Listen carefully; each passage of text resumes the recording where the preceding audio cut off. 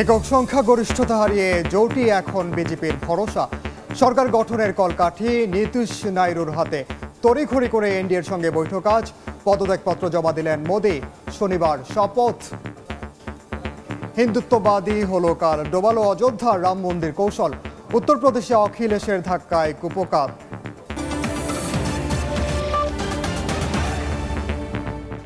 দেখছিলেন প্রধান শিরোনাম। আন্তর্জাতিক সময়ের সঙ্গে আছি আমি ওমর ইনান। এ নিয়ে আলোচনার জন্য স্টুডিওতে আছেন সহকর্মী রায়হানুল রানা। যাচ্ছে তার কাছে। রানা, শুরুতে আপনাকে স্বাগত জানাচ্ছি এবং সবশেষ হিসেব নিকেশ আসলে কি দেখছেন এখন পর্যন্ত? ধন্যবাদ ইনান। সবশেষ যে খবরটি আমাদের কাছে আছে তা হলো, আপনি জানেন যে এরই মধ্যে প্রধানমন্ত্রী নরেন্দ্র মোদী তিনি তার পদত্যাগপত্র জমা দিয়েছেন এবং তিনি বলেছেন যে আগামী শনিবার তিনি নতুন প্রধানমন্ত্রী হিসেবে ভারতের শপথ নিতে যাচ্ছেন। মানে তারা নিশ্চিত করেই ফেলেছে যে আবারও মোদীর যে নেতৃত্বে এনডিএ জোটে আবার এই ক্ষমতায় আসবে এবং তৃতীয়বারের মতো তারা সরকার। কিন্তু এর বাইরে কি কোনো হিসেব নিকেশ এখন পর্যন্ত মিলছে? যে আমরা বলছি যে রাহুল গান্ধীর যে জোট, ইন্ডিয়া জোট, তাদেরও আজকে বৈঠক হওয়ার কথা রয়েছে। সেখান থেকেও তো নিশ্চয়ই কোনো না কোনো সিদ্ধান্ত আসবে। তারা বিরোধী দলে থাকছে কি, তারা কিংবা নতুন করে কোনো জোটের কোনো অঙ্ক দিবেন কি? আপনি জানেন যে পুরো ভারত জুড়ে কিন্তু দাবদাহ চলছে এবং আমি যদি বলি যে এই মুহূর্তে সবচেয়ে বেশি গরম বা উত্তেজনা চলছে কিন্তু ভারতের যে রাজধানী নয়াদিল্লিতে, কারণ সেখানে দুই পক্ষের কিন্তু সব নেতারা উপস্থিত হয়েছেন এবং তাদের মধ্যে আজকে একটা মিটিং হবে। এই বিষয়ে আমরা জানবো। আমাদের রিপোর্টার আছেন পশ্চিমবঙ্গে, সরাসরি যাচ্ছি সুব্রত আচার্যের কাছে। দেখুন, এই 18তম লোকসভা যে ভোট, তার আগে এইটার যে 17তম লোকসভার মেয়াদ শেষ হবে 16 তারিখ, 16ই জুন। তার আগে এই 18তম লোকসভা নির্বাচন, অর্থাৎ এর পরবর্তী সরকার গঠন করতে হবে এই 16 তারিখের আগে। ইতিমধ্যে আপনারা জানেন যে 11:30টার সময়ে এনডিএর বৈঠক হয় এবং তারপরে কিন্তু রাষ্ট্রপতি ভবনে গিয়ে প্রধানমন্ত্রী এবং তার মন্ত্রী পরিষদ সদস্যদের যে পদত্যাগপত্র সেটি জমা দেন এবং রাষ্ট্রপতি দ্রৌপদী মুর্মু তিনি বলেন যে এই সরকার প্রধানমন্ত্রীকে এবং তার মন্ত্রী পরিষদকে আগামী কদিন কেয়ারটেকার গভর্নমেন্টের যে রুল সেটি পালন করে এগিয়ে নিয়ে যাওয়ার জন্য, অর্থাৎ পরবর্তী সরকার না গঠন হওয়া পর্যন্ত এই সরকারকে কেয়ারটেকার তত্ত্বাবধায়ক সরকার হিসেবে তার ভূমিকা পালন করে দেওয়ার জন্য বলা হয়। এদিকে রাষ্ট্রপতি ভবনে আজকে রাতে মন্ত্রী এই চলমান যে সরকার, অর্থাৎ মোদী সরকারের দ্বিতীয় মেয়াদের যে সরকার, সেই সরকার এবং তাদের মন্ত্রীদের সম্মানে একটি নৈশভোজের আয়োজন করা হয়েছে। সেখানে কিন্তু নৈশভোজে রাষ্ট্রপতি সৌজন্যে এই নৈশভোজে তারা যোগ দেবেন। এদিকে তাৎপর্যপূর্ণ বিষয় যেটি বলা হচ্ছে যে এই সরকার আজকে প্রধানমন্ত্রী ইস্তফা দিলেন এবং পরের সরকার গঠন করা নিয়ে এনডিএ এবং বিজেপি জোট তাদের দৃঢ় অবস্থান নিয়েছে। যদিও ইন্ডিয়া জোটের পক্ষ থেকে বলা হচ্ছে যে পিকচার আবি বাকি হ্যাঁ, কারণ নীতিশ কুমারের অবস্থান কোন দিকে যায় সেটি নিয়ে রাজনৈতিক যারা বিশ্লেষক তাদের নজর রয়েছে। কারণ জানেন যে সকালেই নীতিশ কুমার এবং তেজস্বী যাদব একই বিমানে দিল্লি উড়ে গিয়েছেন। নীতিশ কুমার এবং তেজস্বী যাদব এই জোট সরকার, বিহারের জোট সরকারে শরিক এবং নীতিশ কুমারের যাওয়া এবং তার আগে একটি টুইট করা তেজস্বী যাদবের যে দেখুন পরে কি হয়। নীতিশ কুমারের অবস্থান কোন দিকে যায় সেটি খুবই তাৎপর্যপূর্ণ বিষয়। কারণ জানেন যে বিজেপি এককভাবে সংখ্যাগরিষ্ঠতায় নেই। 272 আসনের যে অঙ্ক, সে অঙ্ক বিজেপি পৌঁছাতে পারেনি। 32 আসন কম রয়েছে। সেক্ষেত্রে দাঁড়িয়ে তেলেগু দেশম পার্টি বা টিডিপির চন্দ্রবাবু নাইডু মোটামুটি শতভাগ নিশ্চিত যে এনডিএ জোটে থেকেই সরকার গঠন করার দিকে যাবেন। তবে 12টি আসন নিয়ে নীতিশ কুমারের যে দর কষাকষি সেটি কিন্তু চলবে বলে মনে করছে। যদিও একটি সূত্র বলছে যে নীতিশ কুমার হয়তো রাজনৈতিকভাবে, কারণ তার অনেক বাধ্যবাধকতা রয়েছে বিহারের রাজনীতি, একদিকে তার মুখ্যমন্ত্রী তো বাঁচিয়ে রাখতে গেলেও বিজেপির সমর্থন রয়েছে, অন্যদিকে তার সর্বভারতীয় রাজনীতিকে অনেক উচ্চাকাঙ্ক্ষা রয়েছে। সব মিলিয়ে হয়তো শেষ মুহূর্তে বিজেপি কথা মেনেই এনডিএর শরিক হিসেবে পরে তৃতীয় মোদী সরকারের শরিক হতে পারে। তো সব মিলিয়ে এই ছিল আমার কাছে ভারতের যে বৈচিত্র্যময় রাজনীতি, সেই রাজনীতির আমার কাছে থাকা সবশেষ তথ্য। সুব্রত, আপনাকে ধন্যবাদ। না, আপনি একটা জিনিস খেয়াল করেছেন কিনা আমি জানি না, সুব্রত বলেছেন যে মোটামুটি এটা এখন পর্যন্ত নিশ্চিত নীতিশ নাইডু মোটামুটিভাবে এনডিএতেই তারা পোক্ত আছেন। কিন্তু এরপরেও আপনি যদি খেয়াল করে দেখেন মোদি জিতেছেন, জেতার পরেও তিনি যে বিজয়ী ভাষণ দিয়েছেন সেখানে তার চেহারা কিন্তু অনেকটা মলিন দেখেছি। অন্যদিকে হেরেছেন রাহুল গান্ধী, এরপরও তিনি যখন সংবাদ সম্মেলনে কথা বলেছেন তার মুখে কিন্তু আমরা এক ধরনের তৃপ্তির হাসি দেখেছি।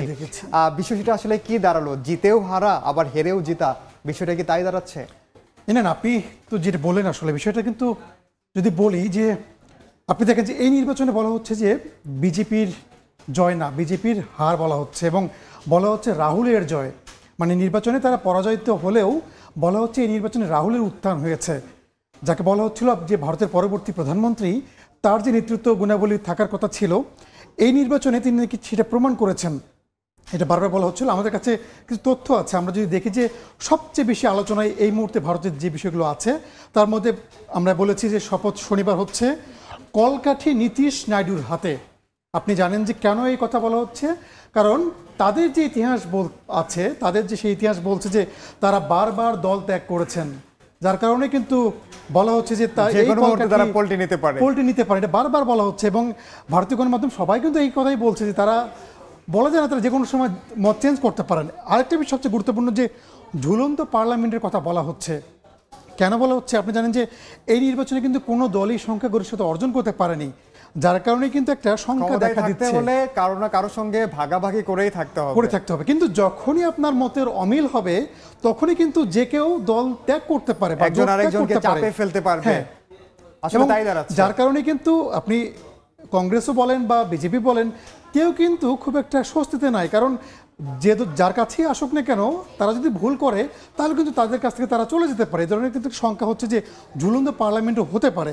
আরেকটা বিষয় দেখেন, এই নির্বাচনে মোদি ম্যাজিক যেটা ছিল গত 2 ইলেকশনে, এবার কিন্তু সেখানে ধস নেমেছে এবং রাহুলের উত্থানের পেছনে সবচেয়ে বড় দুটা কারণ ছিল যে আপনি জানেন যে ভারত জোড়ো যাত্রা এবং ভারত ন্যায় যাত্রা, এই দুই যাত্রায় কিন্তু কংগ্রেস বা রাহুলের যে উত্থান বলা হচ্ছে, আমরা দেখেছি তিনি একটা পর্যায়ে গতবার যে 2019 সালে যে লোকসভা নির্বাচন হয়েছিল, যে পরাজয়, সেই ধাক্কা কিন্তু রাহুল গান্ধী মেনে নিতে পারেনি এবং তৎক্ষণাৎ তিনি দলের যে দায়িত্ব থেকে কিন্তু সরে যান। এরপরও তার আবারও মান অভিমান ভেঙে আবারও তিনি দলের প্রতি হাল ধরেছেন এবং যেমনটা বলছেন যে ভারত জোড়ো যাত্রা আমরা দেখেছি একেবারে সাধারণ মানুষের সঙ্গে তিনি মিশে গেছেন। একেবারে যিনি চুল কাটেন তার সঙ্গে যেভাবে করে মিশেছেন, আবার একেবারে আমরা দেখেছি কৃষক, তিনি ট্রাক্টর চালিয়ে সেখানকে ভারত জোড়ো যে পদযাত্রা সেখানে তিনি নেতৃত্ব দিয়েছেন। অবশ্যই এটা একটি বড় ধরনের ভূমিকা রেখেছে এই কংগ্রেসের নতুন করে উত্থানে, এটি নিয়ে কোনো আসলে দ্বিমত নেই। আবার আমরা একটি দেখতে পাচ্ছি যে ব্যর্থ রাম মন্দির কৌশল নির্বাচনের শেষ মুহূর্তে এসেও আসলে সেই কৌশলটিও কিন্তু কাজে লাগেনি, কোনোই কাজে আসলো। আপনি জানেন যে ঠিক জানুয়ারি মাসে, চলতি বছরের জানুয়ারি মাসে কিন্তু উদ্বোধন হয়েছিল রাম মন্দির এবং বলা হয়েছিল যে এটা মোদির বড় ট্রাম্প কার্ড এই রাম মন্দির। কিন্তু দেখেন সেই রাম মন্দির যেখানে হয়েছে অযোধ্যায়, ফৈজাবাদে, সেখানে কিন্তু বিজেপি হেরেছে।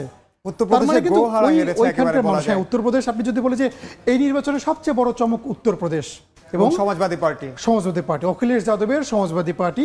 আপনি জানেন যে তার বাবাও ছিলেন মুখ্যমন্ত্রী, পরবর্তীতে অখিলেশ যাদবও ছিলেন এবং বলা হচ্ছে যে এরপরে যে নির্বাচন হবে বিধানসভা নির্বাচন, সেই নির্বাচনে অখিলেশ যাদবের যে দল সমাজবাদী পার্টি, সেই সমাজবাদী পার্টি আবারও নির্বাচিত হবে না। সমাজবাদী পার্টির এই নতুন করে যে চমকটি আমরা দেখতে পাচ্ছি, এটি হয়তো বা আগামীতে আবারও যদি নির্বাচন হয় এবং তারা যদি বিশেষ করে ইন্ডিয়া জোট যদি আবারও এভাবেই থাকে, সেই ক্ষেত্রে বড় পরিবর্তন আসলে মানুষ তারা আশা করতেই পারে তাদের যে জোট। আসলে রায়হানুল রানা, আপনাকে অসংখ্য ধন্যবাদ আমাদের সঙ্গে যুক্ত হওয়ার জন্য, সবশেষ বিশ্লেষণ জানানোর জন্য। আপনাকে অনেক ধন্যবাদ। এতক্ষণ আলোচনা করছিলেন সহকর্মী রায়হানুল রানা। পর্ন তারকা স্টর্মি ড্যানিয়েলসকে ঘুষ দেওয়ার মামলায় সুপ্রিম কোর্টের হস্তক্ষেপ চেয়েছেন সাবেক মার্কিন প্রেসিডেন্ট ডোনাল্ড ট্রাম্প। নিজের সামাজিক যোগাযোগ মাধ্যম ট্রুথ সোশ্যালে দেয়া এক পোস্টে ফৌজদারি মামলায় দোষী সাব্যস্ত করায় সুপ্রিম কোর্টের হস্তক্ষেপ চেয়ে এই আহ্বান জানান তিনি। এদিকে ট্রাম্পকে একজন দোষী সাব্যস্ত ব্যক্তি বলে আখ্যা দিয়েছেন মার্কিন প্রেসিডেন্ট জো বাইডেন। তিনি বলেছেন, ট্রাম্প যদি দ্বিতীয় মেয়াদে নির্বাচিত হন তবে যুক্তরাষ্ট্রের জন্য বড় হুমকি হয়ে উঠবেন। গ্রীষ্মের 2 সপ্তাহ আগে রেকর্ড করেছে যুক্তরাষ্ট্রের ক্যালিফোর্নিয়া অঙ্গরাজ্যের তাপমাত্রা। দেশটির আবহাওয়া বিভাগের পূর্বাভাস অনুযায়ী এ সপ্তাহে ক্যালিফোর্নিয়া ও দক্ষিণ পশ্চিমাঞ্চলে তীব্র দাবদাহ হতে পারে, এতে দাবানলের আশঙ্কা রয়েছে। এবছর প্রথমবারের মতো কিছু জায়গায় তাপমাত্রা 100 ডিগ্রি ফারেনহাইট ছাড়িয়ে যেতে পারে। যুক্তরাজ্যে আগামী মাসের সাধারণ নির্বাচনে প্রার্থী হওয়ার ঘোষণা দিয়েছেন নাইজেল ফারাজ। বিশ্লেষকদের মতে 60 বছর বয়সী ফারাজের ভোটে দাঁড়ানোর ঘোষণা চাপে ফেলতে পারে প্রধানমন্ত্রী ঋষি সুনাককে। স্থানীয় সময় সোমবার নাইজেল ফারাজ জানান, আসন্ন 4 জুলাইয়ের সাধারণ নির্বাচনে লড়াই করবেন তিনি। নেতৃত্ব দেবেন ডানপন্থী রিফর্ম পার্টির। ব্রেক্সিটের সময় অকুণ্ঠ সমর্থন ও সহায়তার কারণে রাজনীতিতে বেশ আলোচিত এই রাজনীতিবিদ বর্তমানে টিভি শো উপস্থাপনা পেশায় জড়িত। একসময় কনজারভেটিভ পার্টির হয়ে রাজনীতি করলেও বর্তমানে রিফর্ম পার্টির নেতৃত্বে রয়েছেন। অভিবাসী মোকাবেলা ও ইউর বিষয়ে আরও কঠোর নীতি নেওয়ার বিষয়ে তিনি বরাবর যুক্তরাজ্যের প্রধানমন্ত্রীদের উপর চাপ দিয়ে আসছিলেন।